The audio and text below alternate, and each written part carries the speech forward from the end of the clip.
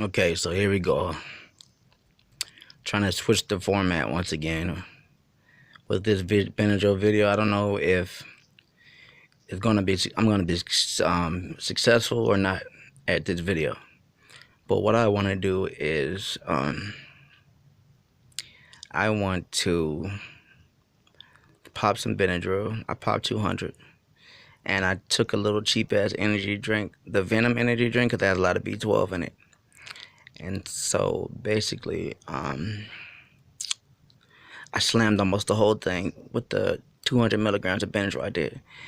And rather than talk about the high or what I'm feeling or display like symptoms, I guess is the word I'm looking for, I just want to see what comes to mind when I'm this high. I've been feeling it for about 45 minutes. It took a little bit longer, I think, because of the caffeine, but it's here now. Okay, so let's go on with this video. However, this video is going to be, I might not even upload this because it's going to have to catch my eye or be interesting for me to upload this shit. I don't care about anything else. There's a lot of people that are starting to enjoy these videos. But if you don't enjoy them, that's just not my problem. Okay? So, first of all, I'll just say this real quick. It's not supposed to be about the high. My stomach is killing me. And I really can't figure out why the fuck my stomach is killing me. I've had this before when I drank too many pops, or I went to a rave a few times and I had too many energy drinks. My stomach would be fucked up. And I'm not sure if it's because of the quick and large intake of caffeine and certain nutrients or what. My stomach is fucked up. The energy drink and Benadryl, goddamn. But, you know, the format is supposed to be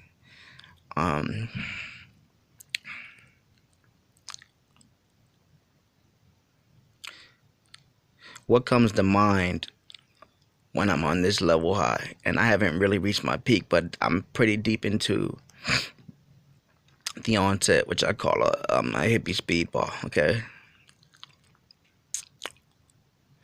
so you know, what subject am I gonna fuck with? Who really knows?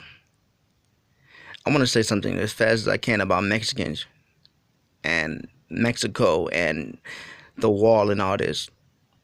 Do not listen to Donald Trump. Okay, Donald Trump don't know what the fuck he's talking about.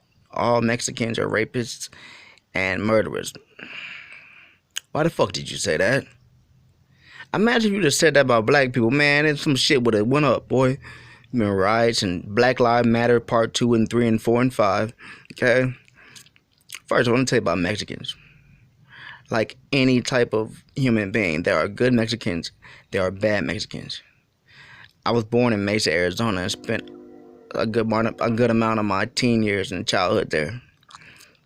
And I can tell you this about Mexicans, along with anything. First of all, let me talk about no, I'm not going to talk about that. I just know Mexicans on a pretty detailed level. Living in Arizona for a while. I've been in Chicago a while too. I can tell you this. When it comes to them coming from Mexico and sneaking over here, or, you know, jumping over a wall or trucks. I know other ways they get over here too for living in Arizona too much. When it comes to that, this is how I feel about that. So that matter. One, you have two types that come over here, and there may be more types than that, but I'm only going to mention these two.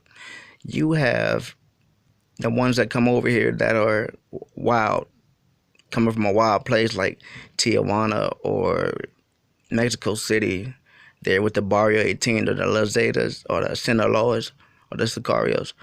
You know, some of them come over here and they do crime and they do dirt. They try to get over. They try to be on some very extremely illegal shit when they come over here. I'm talking one type. Don't take me the wrong way, because I'm not about to badmouth Mexicans, you know. But I'm just speaking on one type right now. You got some that'll do the crime and do some crazy shit and be on some real shit that will catch a white boys or ICE or Donald Trump's attention. You have that type. Guess what? There's illegal black people and there's illegal white people also. All right. Second of all, before I go into the second type, I really started messing with girls tough. Probably like probably about 13 tough. I really started making out or whatever, and so it wasn't a boyfriend girlfriend thing. It just was I was making out with chicks and having fun with them at 13. My 8th grade year of grammar school, um, I had a girlfriend. She was very, very nice. Probably one of the nicest people I'll ever meet. Maybe the nicest girlfriend I ever had. Very nice. Never had anything negative to say. Always was laughing. Always was happy. Even if she wasn't happy, she didn't let sadness or anxiety or nothing bother her. She was very pretty. She looked like Salma Hayek a bit, but just an all-around good person. Her name was Myra Campos, all right? And she was Mexican. Don't look at me crazy. I didn't say my first girlfriend was going to be a Mexican. It just happened. You also have the type that come over here and because the areas they live in, whether it's Tijuana or Mexico City or Juarez, all types of places that could be bad. You have them that are so bothered and so horrified and so stressed out by the lifestyle and the murders and things that are happening. Go on live, look, go on CCTV, see what's really going on with these cartels and the shit that happened in Mexico. That shit is terrifying and scary. You have people that are not about that out there in Mexico, so they're escaping. That's why you have ghost towns out there, but you also have them sneaking over here. So my opinion on that is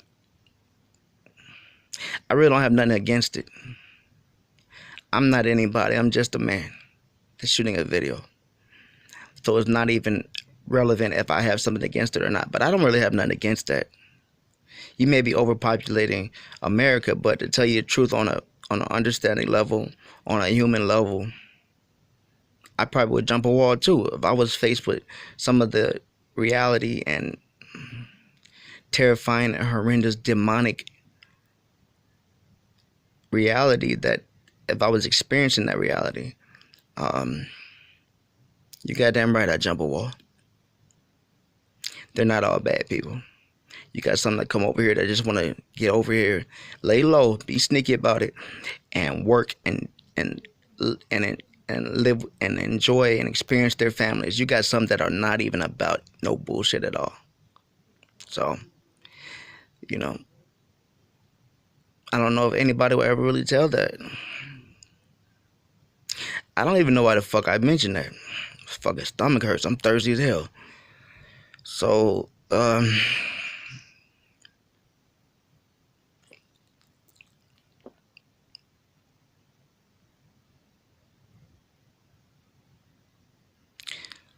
you know, with this Benadryl shit, and I don't have no tinnitus. I always talk about me being empathic and clairvoyant. One video, I'm gonna have to go into detail about things that I experience on a real spooky level that really don't scare me on a spiritual level. We're not gonna go into. I have a loud ass ringing in my ears, and I ain't wearing no earbuds in a minute. I just listen to music on a big ass speaker on my tablet and shit. I get this ringing and it sounds, and it's not annoying to me. It sounds wonderful to me actually sometimes. But I get it throughout the day when I'm sober or whenever I'm sober.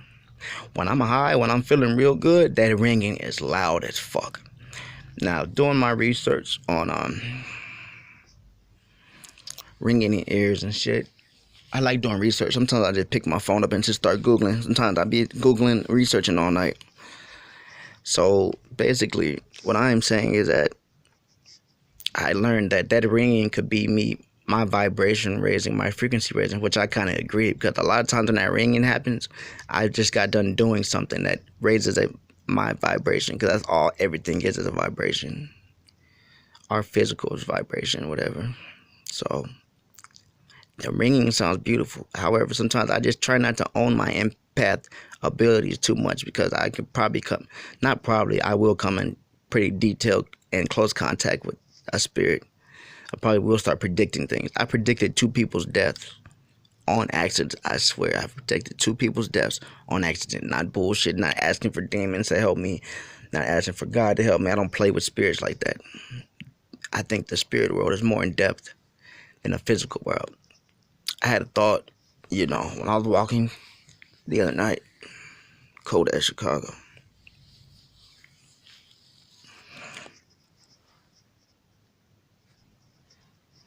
I had a thought that our physical world, right? This is how much more the spiritual world is more than our world, our physical world. Think about it. The earth, everything on it, all this stuff. Not no stupid ass Big Bang. We're talking about a created earth, if that's your thing. This all came from a spirit realm. If you were to think about it, for all those that want to ride with me on this one about God or however it may be, let's call him a God, right? He created all of this. We just evolved and made it into technologies and different things. But where was he when he created? Where was he when he had the idea? Where was he at when he created it? Now, as far as I'm concerned, the Almighty God, whatever it may be, he may be, he's in a spirit place, but he's on a celestial realm. Very, very high, royal part of the spirit realm. But he's still, in a sense, he is a spirit. So a spirit, from a spirit realm of some sort, created all of this earth, all of this physical that we experience. People don't think about this shit. All of this. The idea for this and the evolution of man, of mankind, of animals, of things, all that we've gone through and ever experienced or whatever, all started at a spiritual place, realm. I don't know why I realized that.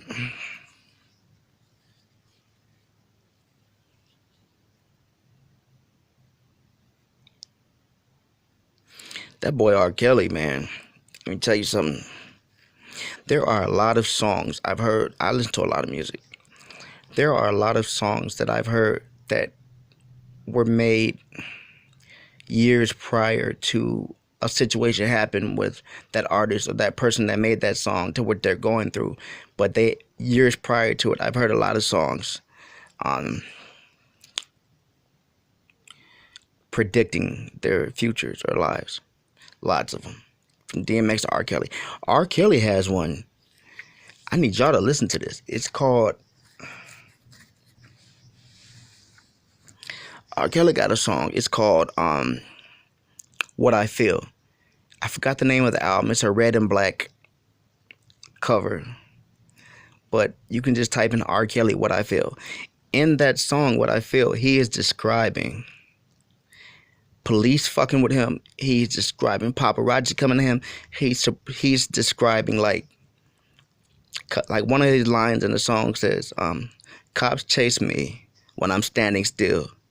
You know I ain't done shit wrong. So why you want me in your cell? You don't like my song. Well, pays the bills. And you cut me down because I keep it real. Sometimes I want to fly far away from here to another place. It ain't worth these tears.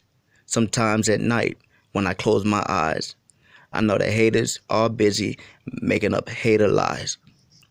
Bro, this, let me tell you, it's not creepy, but it can be, but it's so fucking real. This whole song, it's a pretty long song, but he's describing what R. Kelly, what Robert Kelly is going through right now. He went into motherfucking detail about it. Let me tell you what's interesting about, well, one of the interesting things about it, you need to check it out. It's by R. Kelly. It's called What I Feel. Here's an interesting thing about that prediction. Whether it was an accident or not, who really knows the answer to that? Here's the interesting thing about it. When I first heard that song, right? I'm 32 years old now. Right, the R. Kelly, What I Feel. People need to get up on that music. That's an old ass song he did. I am 32 years old right now. When I heard that song about him describing all that's going to happen in his future, guess what? I was 12 years old. It's fucking amazing. You got to check it out. I wish I knew how to do links and give you different links, but the song is called What I Feel, and it's R. Kelly just going into very, very detailed about what he's doing now. Same thing with DMX. DMX, man, he's brilliant and he was good on his bars, but he's a troubled person. He goes through all these troubles. Think about it. And this song actually came out on, I was in 6th grade when this song came out. I'm 32 now, and DMX just got done doing something.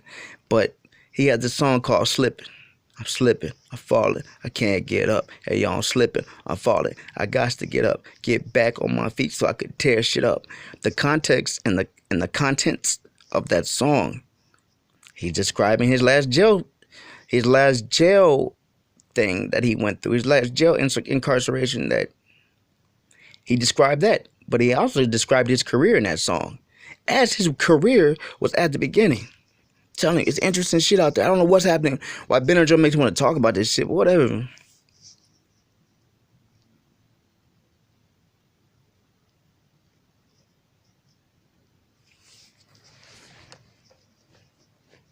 I wish I knew where the fuck my cigarettes were at.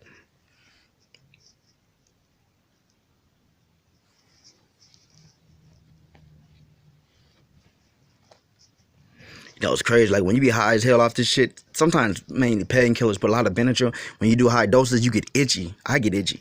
And when I scratch them itches, my goodness, heaven, fucking paradise.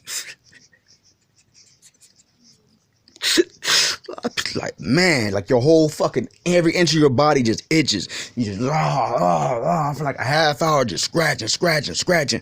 And when you're done scratching, you're like, you want to bust a nut. For real. Oh, man. I don't have this was not a planned thing. This is not a planned, I live by a train yard in Illinois. I'm in Dalton and shit.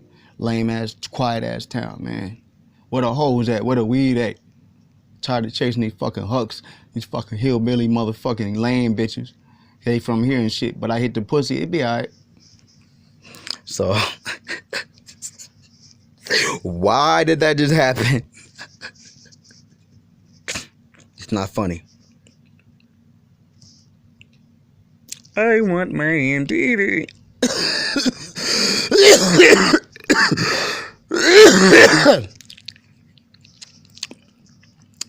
Fucking y'all are lame. Haters, all that shit. That's what I don't get about haters. I'm about to end this video because I really am just so fucking stuck in my head right now. I really don't know how to be. But I'm just gonna end the video right now.